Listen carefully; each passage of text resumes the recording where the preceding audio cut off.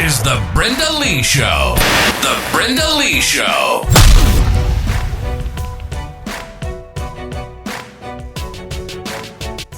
Hey, welcome to The Brenda Lee Show. Hey, we are going to be a little late today, and I apologize. This is actually episode number 2.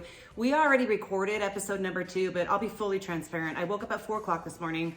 I was reading through an article from the Surgeon General who was talking about loneliness and how it's impacting everybody, right? And it's like, hello, like we're just waking up to this. And I just couldn't help but organize my team and just be like, hey, listen, we got to change course here. Don't publish that podcast. I've got to record about this today. So here I am in my jammies, doing whatever I need to do just to give it to you. Stained sweatshirt, apparently. Didn't know that existed, but that's good.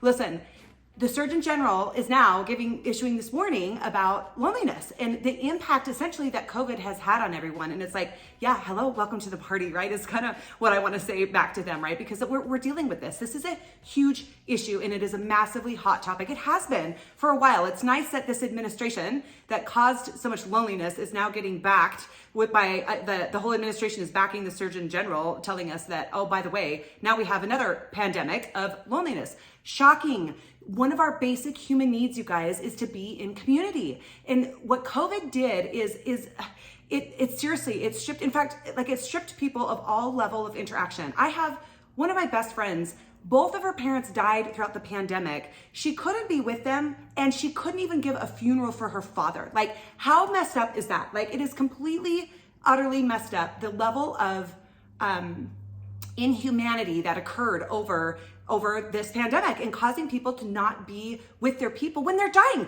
They're dying anyway. Who would have given a shit if they got COVID, right? Like, they're on their deathbed. It just boggles my mind the way that they controlled us and did not allow us to be with the people that we love. Because like I said, being in community, having people is a basic human need. We need it as much as we need air and water. We just need it. We need it, okay? So it's a non-negotiable. So here they're issuing this morning and they're like, oh, we've got this thing, we've got to get ahead. We're having all kinds of suicide go through the roof. We're going to have a conversation about suicide here shortly, but that's a different podcast. So stay tuned if that is even on your radar or if you know someone, because that's coming and it's going to be, actually, it might even be a series. We'll see how it rolls out, but I've got some few ideas ruminating in my head about it. So we've got all this suicide. We've got all this mental health. We've got all this depression. We've got all these people cranky with people and doing just ugly, ugly things toward other people unnecessarily, okay? It just blows my mind. It's just not necessary.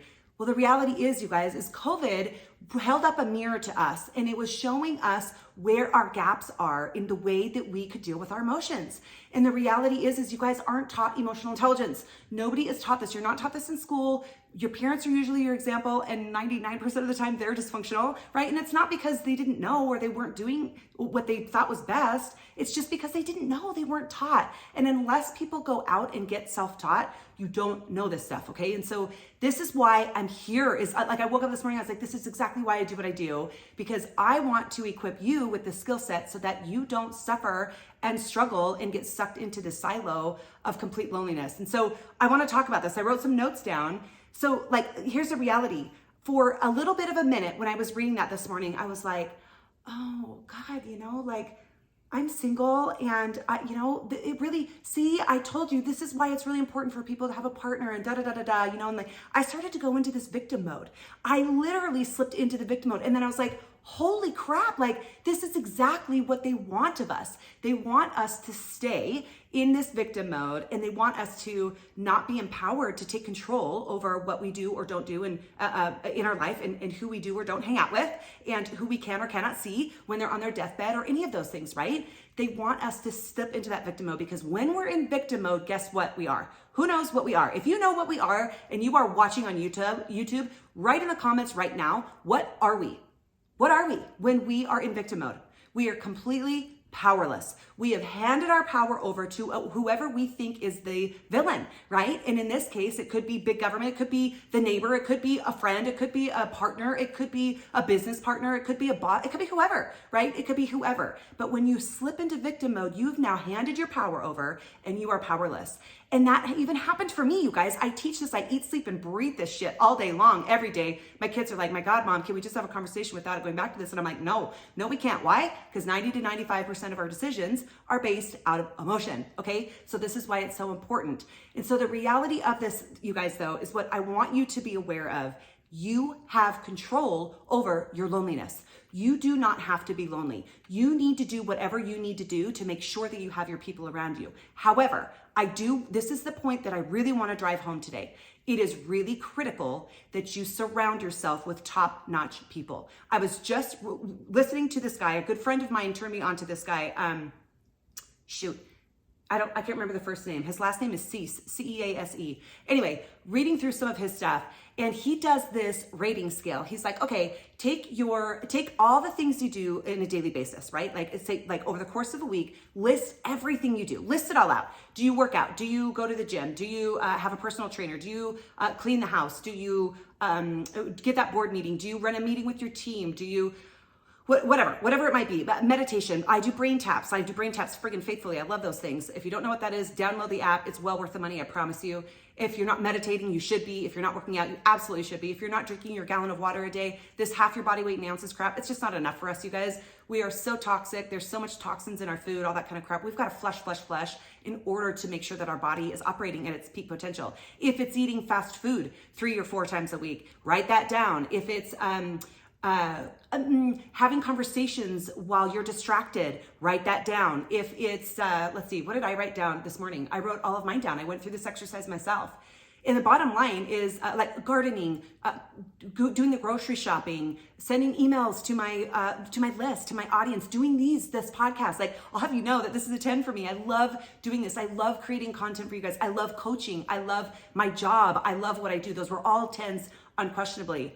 And then I thought, and then what his strategy is take all those, add them all up, divide it by the number of items that you had, and now you have where you're at in alignment in your life with yourself. If you are at a 10, if you're close to a 10, if that averages out to close to a 10, you're pretty well in alignment, right? But if you're operating at like a 3 because you're eating junk food, you're drinking alcohol, you're smoking dope, you're doing all of these things, you're doing cocaine on the weekends, whatever it might be, if you're doing these things, you're lazy, you're watching TV, you're watching your life just go by you like a river, sitting on a friggin' rock and watching it go by.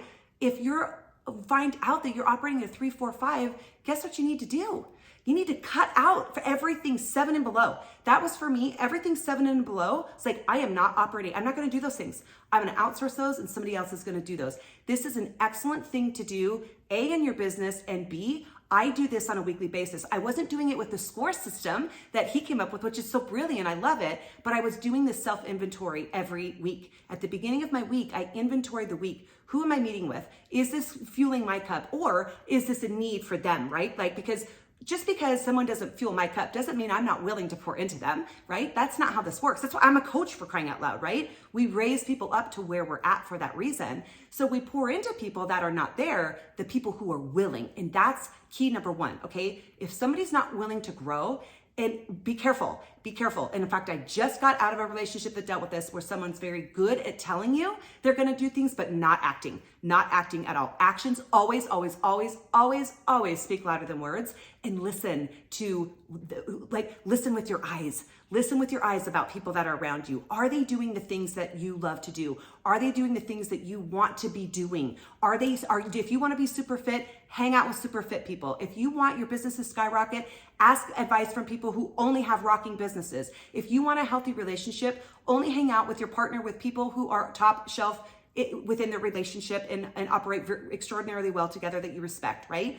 This is if you want to be a better parent, go find people who are killer parents and ask them, seek wisdom from them and glean from them so you can up level. Because the reality is here's the deal. We always say all the time, you become the 6th of the top 5 people you hang out with.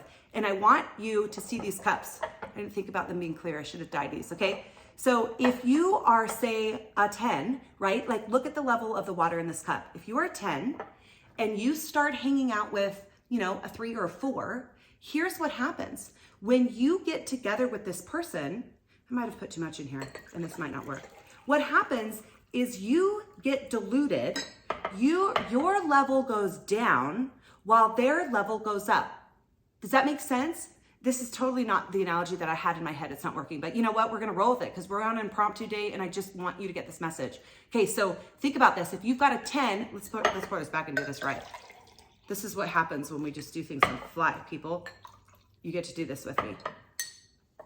This happens a lot when I train corporate. I come up with some wild idea on the fly, and I'm like, oh yeah, that wasn't quite what it was in my head. But we get the point, right? The whole point is, so we don't need that cut. But you get my point. When you have 2, you're up here to 10, and you're operating with a 2 or a 3, you pour these together, your level drops. You now are dropping in the level of operation of which you live your life. And that is not what we want. We want you to be the lowest. We want you to be the lowest in the room, right? I put myself in rooms like this where I'm this, right?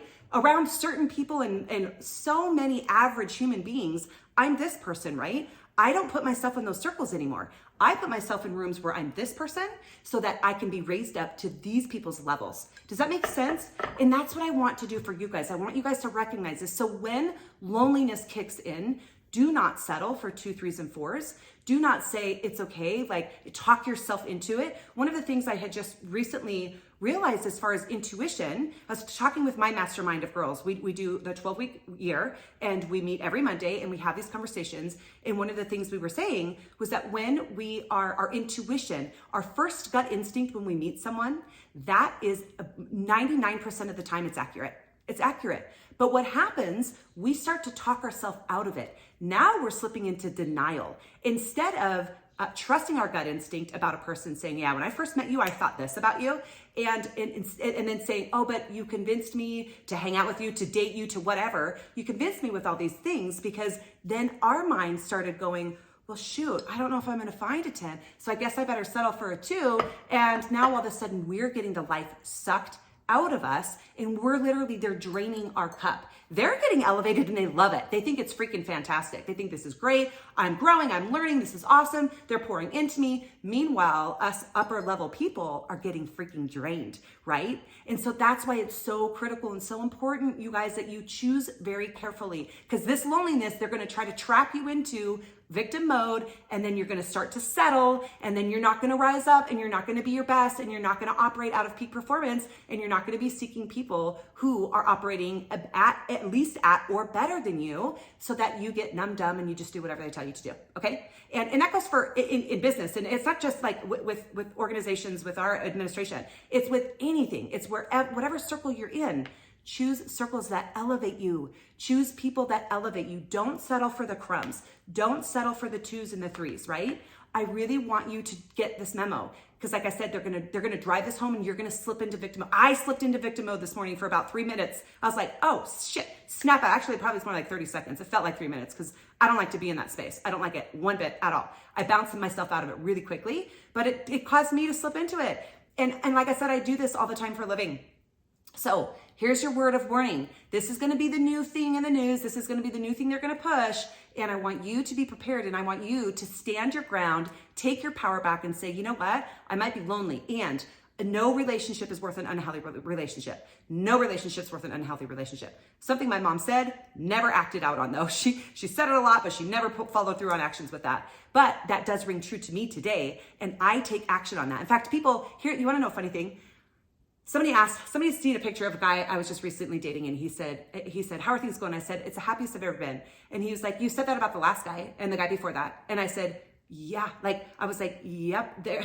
And at first it kind of rocked me, because he's a really good friend. I've known him for a long time. And I was like, oh man, like he's well, shit, he's judging me, like whatever. Because like I said, you guys, I'm human too. I get my feelings hurt. I don't stay in it. I bounce right out really quickly, but I get my feelings hurt. I think twice about people who I respect. I think twice about what they're saying. But when I thought about it, I thought, God help me if I wasn't the happiest I'd ever been with every person I dated.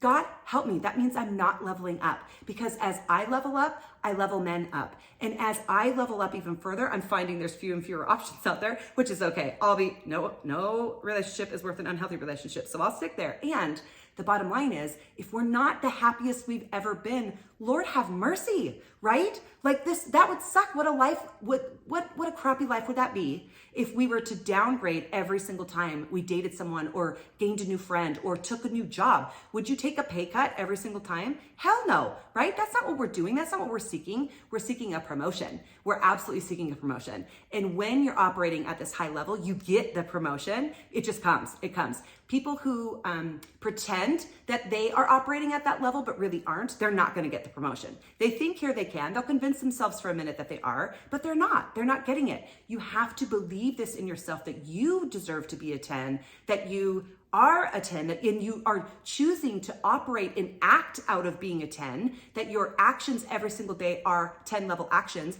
Go through that list that you do on the daily, and if they're not 10s, axe them, right? Because you're now out of alignment with what your body and your intuition and your soul resonates with. Axe them, outsource them, give them to somebody else. Do the things that you're awesome at, because you can only give or get what you have for yourself.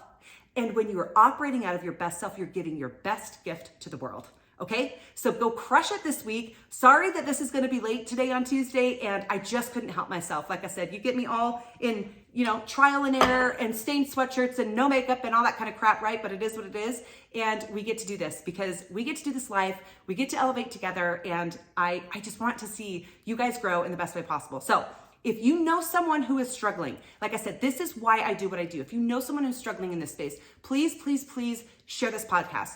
Give them the YouTube channel. Have them reach out to us. If they've got, this is why I do what I do. This is the coaching that I do.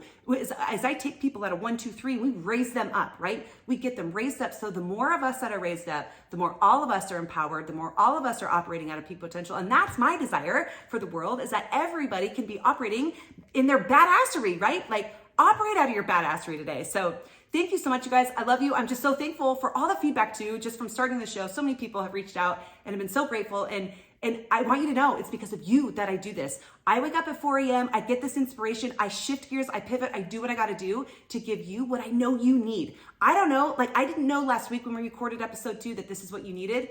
This is what you needed at 4 o'clock this morning. And I know that. And so here you go. Much love, and go crush your day.